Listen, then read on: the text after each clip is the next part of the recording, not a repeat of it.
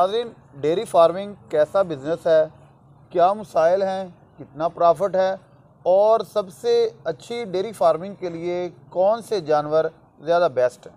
बिस्मिल्लाहिर्रहमानिर्रहीम। अस्सलाम वालेकुम नाज़रीन, मैं हूं आफिज़ इकराम और आप देख रहे हैं साडा सोना देश पंजाब यूट्यूब चैनल। आज की वीडियो में हम बात करेंगे डेयरी फार्मिंग पर और डेयरी फार्मिंग में इम्पोर्टेड ब्रीड गाय जो फ्रीजियन बाहर से मंगवाई गई उस ऐसे डेयरी फार्म में अल बशीर डेयरी फार्म पे हम इस वक्त मौजूद हैं और हम बिला तख़ीर अपनी वीडियो का आगाज़ करते हैं। लेकिन इससे पहले मैं इल्तमास करता हूँ हमारे चैनल को सब्सक्राइब करके बेल के आइकन को प्रेस कर लें जी। अस्सलाम वालेकुम रहमतुल्लाह। वालेकुम सलाम जी। भाईजान क्या नाम है आपका? मोहम्मद आज़म भट्टी जी। मोहम्मद आज़म भट्टी साहब, सबसे पहले तो मेरी टीम की तरफ से और मेरी तरफ से बहुत बहुत शुक्रिया कि आपने अपने कीमती टाइम में से हमें टाइम दिया। जी जी सर, सबसे पहले मेरा सवाल ये है कि आपकी क्वालिफ़िकेशन क्या है? मेरी सर ग्रेजुएशन है, बीए की हुआ है मैंने। माशाल्लाह, ग्रेजुएशन है।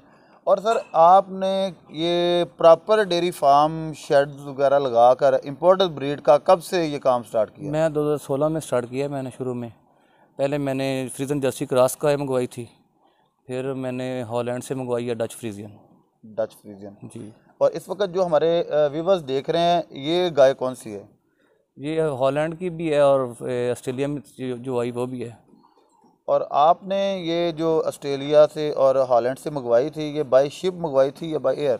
जो ऑस्ट्रेलिया से आई थी वो बाई शिप आई थी, जो हॉलैंड से आई थी वो बाई एयर आई थी। और ये गाय जिस वक्त आपने मंगवाई थी उस वक्त इसकी पाकिस्तानी अमाउंट क्या थी और उस मुल्क की अमाउंट में ये कितने कीमत की थी? ये तकरीबन मुझे उस वक्त पड़ी थी 2016 में 2,10,000 की, जब स्टार्ट में आई थी। मिल्किंग पे? नहीं, ये प्रेग्नेंट थी 4 से 5 महीने की। जी जी। और हॉलैंड से ज़्यादा मंगवाई है आपने या ऑस्ट्रेलिया से? नहीं, ऑस्ट्रेलिया से। ऑस्ट्रेलिया से। हॉलैंड से सिर्फ 10 जानवर मंगवाया मैं। और सर, इस वक्त आपके पास ये टोटल कितने जानवर हैं? मेरे पास इस वक्त तो है 180 है।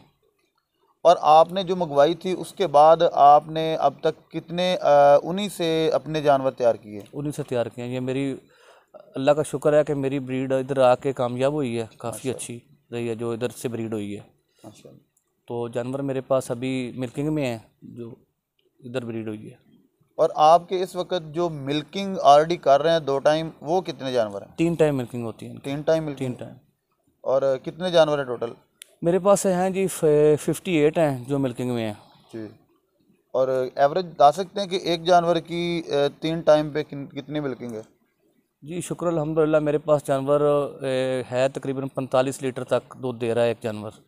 तो एवरेज मेरी फार्म की तकरीबन है इस वक्त कुछ 27 लीटर की। माशाल्लाह। हाँ जी। सर, आपके फार्म को देख के और आपके जो जानवर हैं इनकी सेहत को देख के और आपका ये स्टाफ और बाकी सारे प्रोसेस देख के यूँ लगता है कि आपने अपनी जान से ज़्यादा इनको अजीज़ रखा है। जी और इन पर इनकी प्रोटेक्शन भी की है।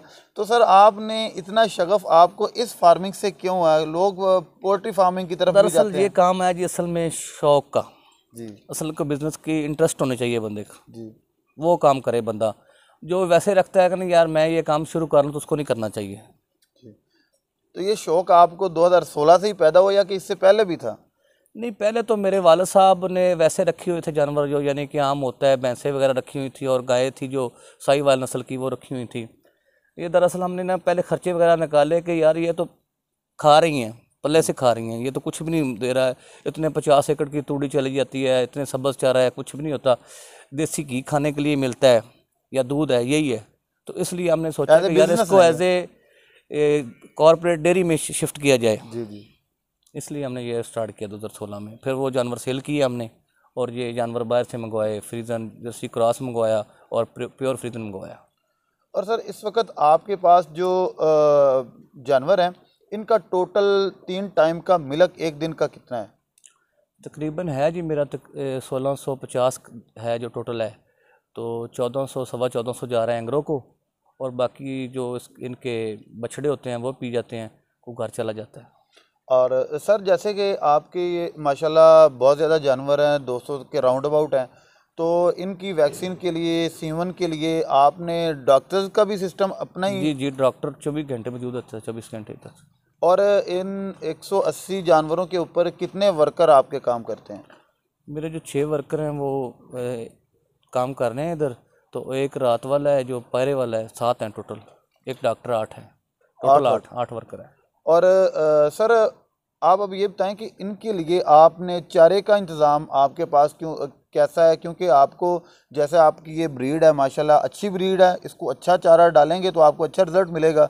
तो आप इसकी मिल्किंग प्रोसेस जो है उनको अच्छा रखने के लिए और इसकी अच्छी प्रोटेक्शन के लिए क्या क्या चारा इस्तेमाल करते हैं? ज़्यादा तो सैलेज इस्तेमाल होता है और इसके बाद थोड़ा बहुत सब्ज़ चारा चलता रहता है। तकरीबन सैलेज एक जानवर जो है ना वो 28 kg सैलेज खा जाता है डेली का, 28 तक, जो मिल्किंग में है। मिल्किंग में तो 10 से 15 किलो सब्ज़ चारा एक जानवर खा जाता है। और आप सैलेज मक्की के सीज़न में कितने एकड़ मक्की का तैयार करते हैं इस वक्त मैं तो सर ज़्यादा सैलेज तो बनता है मेरा, तकरीबन मौसमी में बनता है वो 60 एकड़ का बन जाता है, और बहारिया में मेरा बन जाता है 40-50 एकड़ का टोटल। तो गोया के 110-12 एकड़ का, 15 एकड़ का बन जाता है टोटल सालाना। हाँ जी, सालाना बन जाता है। और इसके साथ आगे जानवर बढ़ेंगे तो और सैलेज बढ़ाना पड़ेगा। जी जी। हाँ जी। और आपको क्या लगता है कि ये जो गाय आपने ब्रीड मंगवाई है, ये कितने साल तक कितने सुए ये प्रॉपर मिल्किंग कर सकती है? खुराक अच्छी होना तो तकरीबन को 5-6 सुए जो अच्छा दूध दे जाती है, फिर भी जानवर ठीक रहता है, फिर दूध की एवरेज कम होना शुरू हो जाती है जी। फिर बंदा सोचता है कि यार इसको वो उसे बोलते हैं, हम कलिंग बोलते हैं कि जानवर को इसकी कलिंग करें यार, जो सेल कर दें उसको। सर एक तो मुझे ज़ाती तौर पे ये बिज़नेस बहुत अच्छा लगता है, उसकी वजह है कि आप एक तो अपना बिज़नेस कर रहे हैं और दूसरा ये अवामुन नास की खिदमत है, क्योंकि एक खालस दूध जो अल्लाह की तरफ से नेमत है, इतने पुरफितन दौर में उसका खालस मिलना ही बहुत बड़ा एक मसला है। जी जी, तो ये माशाल्लाह एक बहुत बड़ी एक आपकी तरफ से अवाम की खिदमत भी है। सर अब मुझे ये बताएं कि जो ये सब्ज़ चारा है, आपने सैलेज का तो बता दिया, लेकिन सब्ज़ चारा आप इन जानवरों के लिए कितने एकड़ पे काश्त करते हैं? मेरा तकरीबन है 12 एकड़ जी सब्ज़ चारा लगा हुआ है, उसमें को प्रोटीन क्रास लगाया 2 एकड़, तो 4 एकड़ बरसीम है और 8 एकड़ लूसन है। और अगर हम बात करें सर इसके डेली का आपका टोटल मिल्क वो कितने अमाउंट का हो जाता है, कि आपके अखराजात फार्म के कैसे उससे मैनेज होते हैं? नहीं, अल्लाह का शुक्र है जी, मेरा तकरीबन 1600 लीटर दूध जा रहा है और तकरीबन कोई 900 लीटर ख़र्चे में चला जाता है, और बाकी अल्लाह का शुक्र है उसमें बचत ही है। माशाल्लाह। तकरीबन आपको 700 लीटर दूध बच जाता है। 700 लीटर डेली पे जो बच रहा है। जी जी जी। और जो कंपनीज आपसे दूध ख़रीद रही हैं उस पर 1 kg क्या रेट जा रहा है उस पर? वो जा रहा है जी 74 है अभी, एंग्रो को जा रहा है दूध 74 रुपये किलो। 74 रुपये किलो। माशाल्लाह। सर इससे आगे ये जो आपके पास हम देख रहे हैं कि बछड़े नए तैयार हो रहे हैं, इनकी सेमन में भी ऐसा आप इंतज़ाम करते हैं कि जो आपकी प्रेग्नेंट गाय है वो नेक्स्ट बछड़ी ही दे, जिससे आपके फार्म में इजाफा हो? जी जी, सेक्स सीमन यूज़ करते हैं हम, वो यूज़ करते हैं जो पहले सोई में होती है ना ईफर, उस पर यूज़ करते हैं। उसको ज़्यादा चांस होते हैं ठहरने के। जो बड़ी गाय होती है ना, फिर सीमन काफ़ी कॉस्टली होता है, इसलिए हम उस पर नॉर्मल यूज़ करते हैं।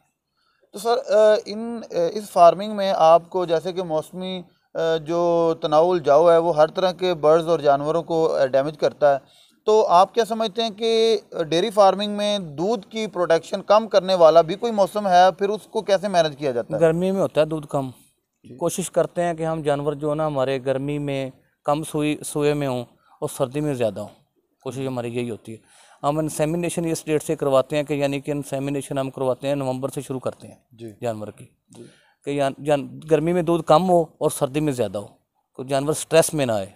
जी जी। जब जानवर सुबह में होता है ना, तैयार होता है, तो उस जानवर को बहुत से स्ट्रेस आते हैं। जी जी। और सेवन रखने के बाद कोई वैक्सीन वगैरह भी करते हैं जो उस जानवर की प्रोटेक्शन होती रहे?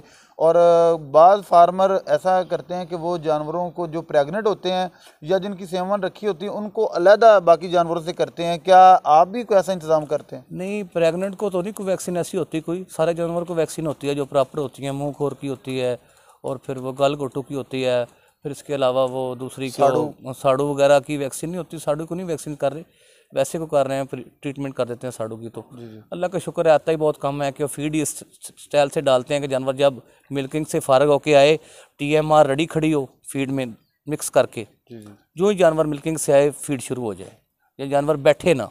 जब जानवर नीचे बैठेगा और उसके जो थन का सुराख है वो ओपन होता है, तकरीबन 15-20 मिनट खुला रहता है, ठीक है, जानवर बैठेगा नीचे से गोबर से अंदर से चला जाएगा, ज़रात जाएंगे तो उसको साड़ू होगा, वो साड़ू होगा। तो नाज़रीन ये देखें कि मेरे जो अब तक का तजर्बा है उसमें पहली मरतबा एक चीज़ सामने आई कि साड़ू आपके जानवरों को होता बेसिक क्यों है कि जब जानवर मिल्किंग पे होता है उस वक़्त थन खुला होता है, जब मिल्किंग करके आता है ना जानवर, जी मिल्किंग के बाद फिर खुला होता है।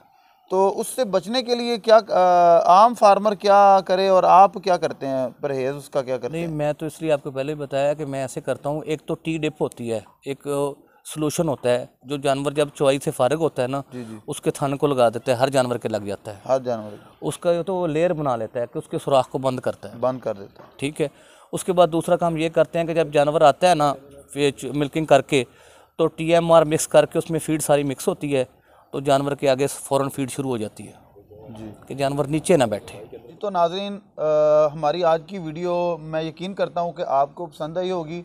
बहुत ज़्यादा फार्मर जो ऐसे होते हैं कि वो पॉजिटिव जो मालूमात है ना वो शेयर करने से भी डरते हैं, लेकिन मैं तहे दिल से बड़ा मशकूर हूँ भट्टी साहब का कि इन्होंने कोई एक ज़र्रे के बराबर भी बात छोड़ी नहीं। आपकी गाइडेंस के लिए और हमारी हमदर्दी के लिए इन्होंने 101% सारी बात डिटेल से हमें बयान कर दी। इन्होंने जानवर कहाँ से मंगवाया था, इस वक्त क्या कंडीशन है और इस वक्त इनके फार्म में कितने जानवर हैं। बहुत शुक्रिया भट्टी साहब का। इसके साथ ही मुझे और मेरी पूरी टीम को दीजिए इजाज़त, फिर मुलाकात होगी नेक्स्ट वीडियो में, तब तक के लिए अल्लाह निगहबान।